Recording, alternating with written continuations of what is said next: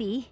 Indivisible has had a very dynamic road to release. With developer-publisher controversy, Kickstarter issues, and overall quality degradation problems, it almost didn't seem like it would ever see a proper release for what it aimed to do.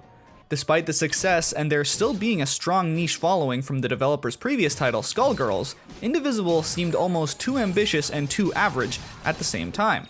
On one hand, it was presented to be the ultimate genre blender, being a single-player action-adventure game that would incorporate elements from turn-based RPGs, visual novels, 2D puzzle platformers, and more.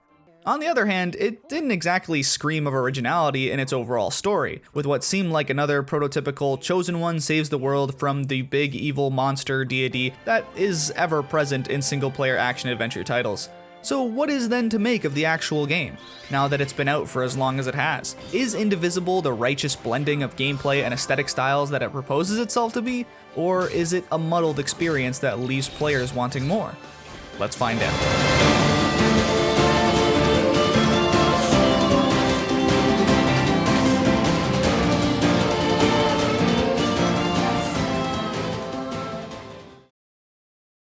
The story of Indivisible is simple on the outset. You play as Ajna, an islander warrior who quickly gets caught up in a globe-trotting adventure with a merry band of diverse and fun characters with each differing powers and abilities. It's simple stuff, though seeing a change in pace from the usual character archetypes is nice. Ajna might have the naive charm of a shonen anime protagonist, but her overall design, voice acting, and sense of character keeps her distinct and memorable.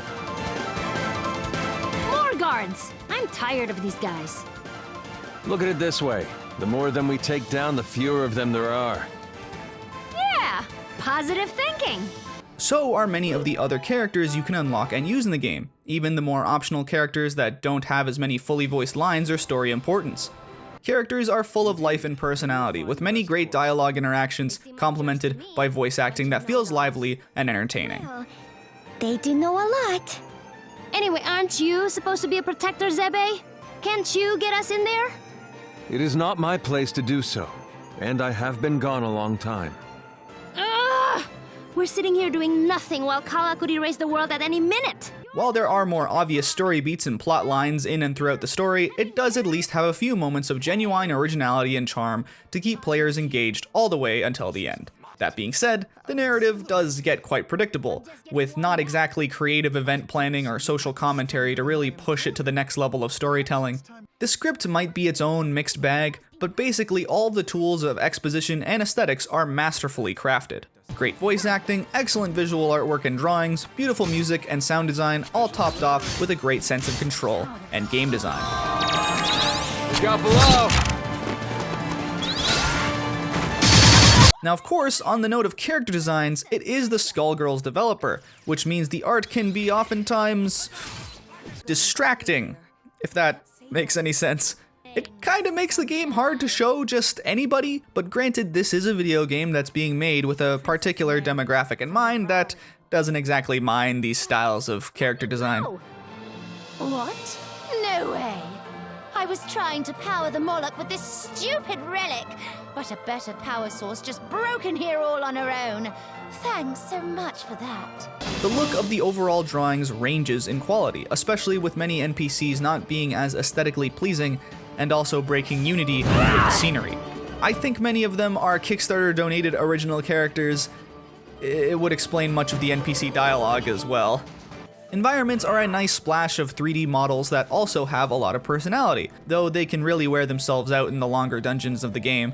Seeing the mix of 2D hand-drawn animated sprites on 3D backdrops usually is a stylistic turnoff for me, but I actually like it here. Not all of the effects are perfect though, but for the most part everything blends together surprisingly nicely.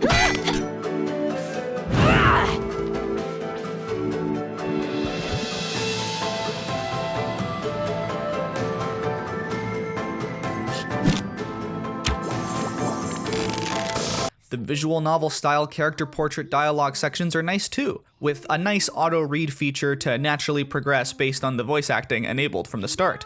It's where the comedic writing really shines through in the game, with it more so lacking in the dramatic side of the script.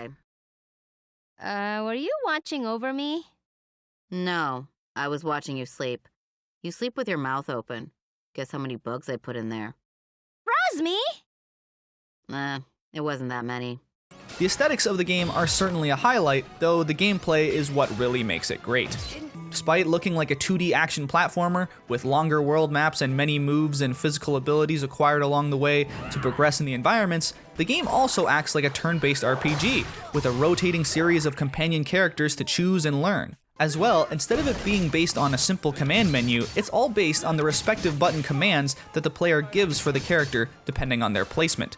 Almost like taking a bit from the Mario RPGs, some moves hit harder depending on timing. While also, the ability to combo character attacks is important to charge up your team synergy energy bar thing. It restores health and grants more powerful attacks.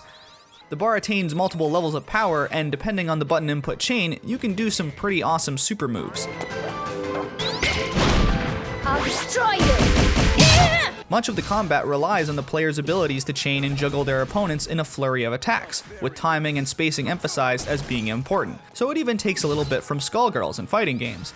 There's also different kinds of input between characters, with some having highly unique skill sets. It makes it fascinating to practice new combos with new teams of characters. While it might seem difficult at first, it's well worth the practice to learn and understand.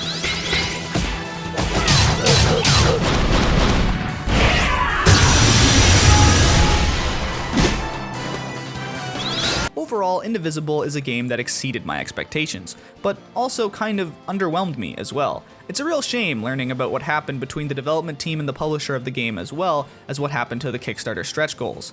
Despite all that though, I still say the game is worth playing through and experiencing, especially if games like this seem like something you'd be interested in. It's creative, full of charm and personality, and all well mended together with satisfying gameplay. The gameplay innovation continues throughout the long campaign as well, so it never stops being dynamic.